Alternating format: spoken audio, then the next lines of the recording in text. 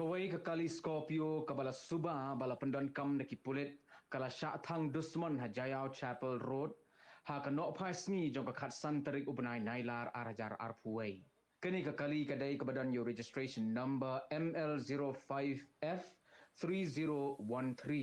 Bat ke jingjulor kala aban long kabala jurbha namar bakala ingkong lut haki benta ba syapo jong ke kali bat kala sa satang ke shinrong.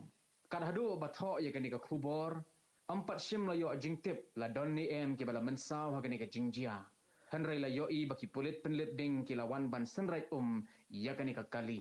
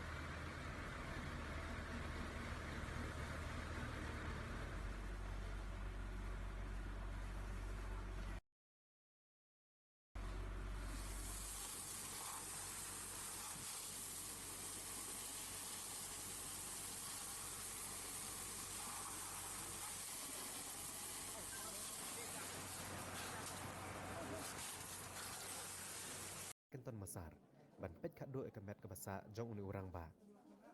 Hasua ban penlong ya kejing le aniam le rukom, layo e kejing keren ne kinong yalam seng bhalang boper, kibala penram jore ke sorkar jela bat ki pulet, kibala lech teng senyah ke yang sa oba cheres te fil, bat kila shimru e kejing im jong u.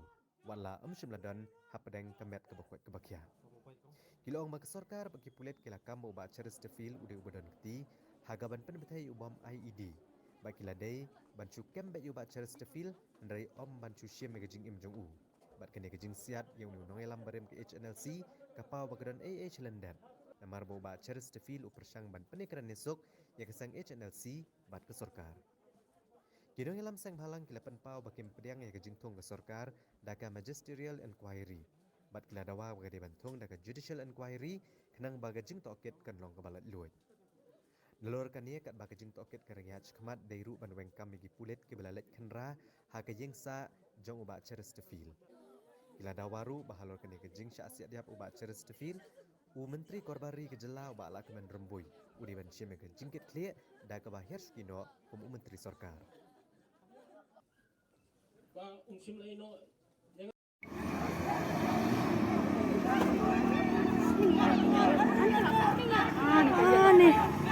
Ani lapat kayat.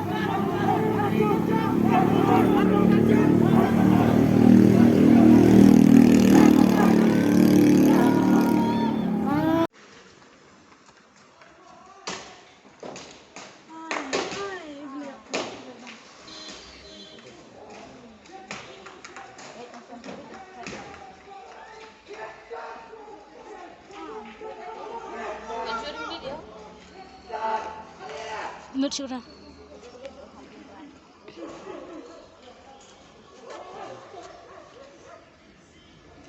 Pet lut pulen.